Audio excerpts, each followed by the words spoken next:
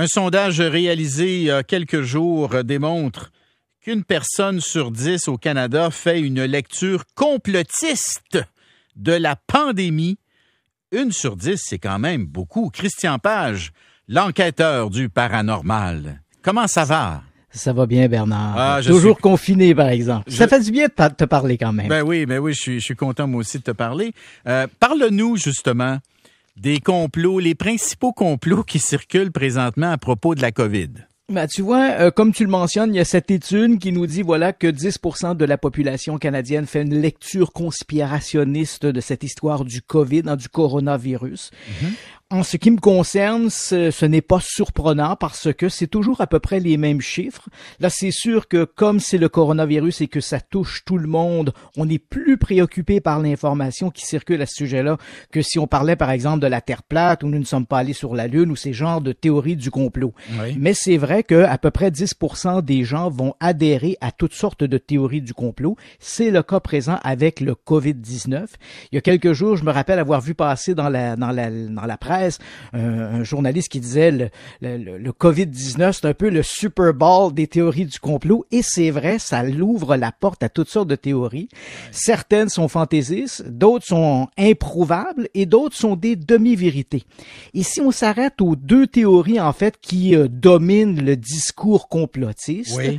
La première, c'est bien sûr que le coronavirus de type COVID-19, parce qu'il faut bien comprendre que les coronavirus, c'est une famille de virus, hein. Exact, donc le COVID-19, c'est un coronavirus, et donc il fait partie de cette famille, mais il a une signature particulière. Donc ce COVID-19 aurait été fabriqué de manière artificielle ou aurait été muté de manière artificielle dans des laboratoires à Wuhan. Il faut savoir que Wuhan a un centre de recherche en virologie. Ils ont même un secteur de ce centre de recherche qui est de type 4. Il faut savoir que les laboratoires de type 4 sont les laboratoires qui ont la cote la plus élevée pour les recherches sur les virus. Donc, on y manipule des éléments pathogènes excessivement dangereux et excessivement contaminants. Et il faut savoir donc que le laboratoire de Wuhan a ce type de secteur où on fait de la recherche avec des éléments pathogènes très dangereux. Alors l'hypothèse, c'est, voilà, on a manipulé ce fameux virus, ce coronavirus, on l'a transformé et on l'a échappé, ou bien volontairement ou involontairement, mais peu importe, le virus est sorti et voilà que la pandémie a été déclenchée. Mais Christian, est-ce que pour toi, cette thèse-là est complètement discréditée? Parce que honnêtement, puis là, moi, je pense pas être trop enclin aux thèses complotistes, mais moi, je n'exclus pas que des scientifiques, à un moment donné, échappent par erreur un virus. Là. Puis là, je vois pas là, dans la théorie à l'effet que les autorités chinoises auraient fait exprès pour je sais pas trop quelle raison, là, mais que des scientifiques, à un moment donné, commettent des erreurs dans la manipulation de matériel bactériologique, ça, je me semble que ça peut pas être exclu complètement, et puis il me semble que ça fait pas de moi une espèce de fou furieux. Voilà, ta réflexion, Bernard, elle est tout à fait judicieuse. Il faut savoir que cette histoire du virus échappé d'un laboratoire, elle n'est pas, entre guillemets, prouvable. Elle ne peut pas être entièrement écartée. Quand on est dans le cas du coronavirus, le COVID-19, il y a encore beaucoup de zones sombres qui sont floues, qu'on comprend pas trop. Et dans ce cas-là, il faut le savoir, les autorités chinoises n'ont pas fait preuve d'énormément de transparence depuis le début de la crise. Ça aide pas, ça. Et c'est vrai que cette hypothèse du virus échappé du laboratoire, elle ne peut pas être entièrement éclipsée. Hein, c'est possible, mais il faut savoir que lorsqu'on est en présence de situations comme celle-là, un peu floues, il faut réfléchir en fonction des hypothèses les plus vraisemblables vers les moins vraisemblables. Ah, OK, ça j'accepte. Donc, et la thèse la plus vraisemblable ici, c'est une transmission animale vers les humains. On le sait, en 2013-2015, des biologistes avaient déjà identifié le COVID-19 dans des populations de chauves-souris.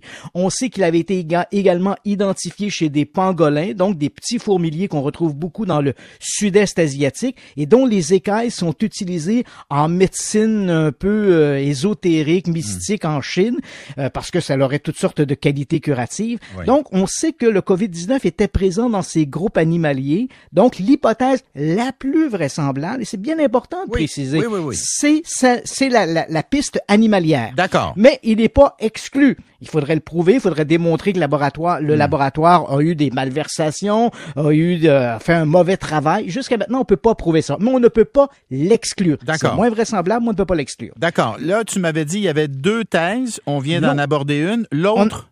L'autre thèse, elle est de plus en plus présente dans les milieux conspirationnistes, c'est l'histoire du 5G. Donc, qu'est-ce que c'est que le 5G? Pour les auditeurs, il faut savoir que le 5G, c'est une révolution dans le domaine des communications sans fil. Lorsqu'il y a eu le 1G, ça nous a permis à la maison d'avoir des téléphones sans fil. On se rappelle de ça dans les années 1970-80, l'apparition des premiers téléphones sans fil. C'était le 1G. Le 2G a permis l'apparition des premiers téléphones portables, les télécommandes de nos téléviseurs. Donc, communication sans fil à 2G. 3G, les premiers téléphones portables répandus, les fameux flip. Donc, ça, c'était du 3G. 4G et 5G. Bon, les 4G, c'est l'Internet, c'est les tablettes. Bon, c'est le système disponible très, très courant des dernières années. Et là, on nous parle d'une nouvelle révolution, le 5G. Mais pour arriver au 5G, il faut bien sûr adapter les technologies.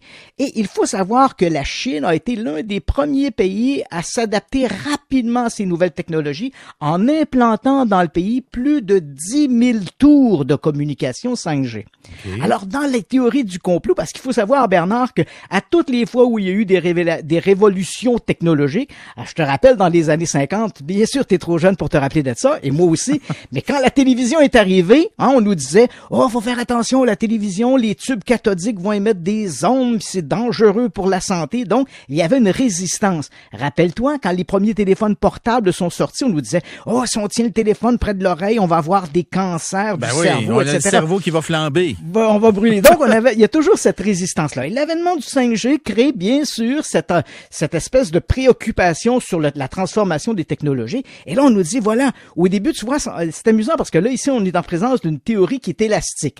Au départ, c'était les Chinois ont installé des tours 5G, le virus n'existe pas. Ce qui rend malade les gens, c'est le 5G.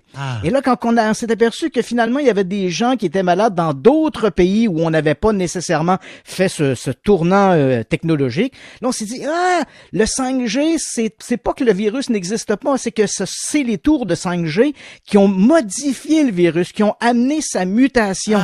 Ou encore qu'elles affaiblissent, les tours 5G affaiblissent les systèmes immunitaires chez l'humain, ce qui nous rend plus sensibles à ce genre de virus. Donc, quelque part, peu importe comment on jongle avec tout ça, le 5G devient quelque part un élément, un dénominateur commun à cette hypothèse que la technologie est un peu responsable. Et bien sûr, ça, ce sont les deux hypothèses les plus répandues. Et l'une qui fait un peu son chemin, bien sûr, c'est d'accuser des compagnies pharmaceutiques en particulier d'avoir créé le virus lui-même. Et là, on se dit, mais pourquoi? C'est ce qu'on appelle la théorie du virus nazi. Parce que le virus, tu dis, pourquoi rendre les gens malades, tout ça? Il n'y a pas rien à gagner là-dessus. Là-dessus, c'est faux. Parce qu'en réalité, les gens ne meurent pas du COVID-19. Bien sûr, lorsque le premier ministre dit on a eu 50 morts, 100 morts aujourd'hui sur le COVID-19, on comprend que le COVID-19, c'est la goutte qui fait déborder le vase. Les gens meurent d'autres maladies, l'infection pulmonaire, pathologies. par exemple. L'infection pulmonaire, Donc, le COVID-19, c'est la goutte qui fait déborder le vase. On meurt pas de la goutte, on meurt du vase qui déborde. Alors, quand on regarde le COVID-19, les gens en bonne santé ne meurent pas du COVID-19. Ce sont les gens plus vulnérables, ce sont les vieillards, ce sont les gens qui souffrent de d'autres problèmes. Et le lien avec les pharmaceutiques, c'est rapidement? Donc, on crée ce vaccin-là pour éliminer les gens les plus vulnérables, pour faire de la place. On doit contrôler. C'est un complot des Illuminati. Et pourquoi on l'appelle l'idée du virus nazi? Rappelle-toi, Bernard, lorsqu'il y a eu les fameuses politiques nazies des camps de concentration. Bien sûr, on voulait éliminer l'eugénisme, on voulait éliminer les Juifs, mais on voulait également éliminer les vieillards, les gens qui étaient malades, les handicapés. Okay. Et là, c'est exactement le clivage que fait ce fameux virus du COVID-19. Donc, c'est l'idée que les pharmaceutiques et les Illuminati derrière tout ça ont créé un virus pour éliminer les plus faibles de nos sociétés. Ouais, là, c'est un peu trop capoté à mon goût. Tu voulais du complot, il y en a. C'est pour ça qu'on fait appel à toi, mon cher Christian Page. Ça a été un plaisir, Bernard. Au plaisir, mon ami. Au plaisir, bonne journée. Salut, après la pause, les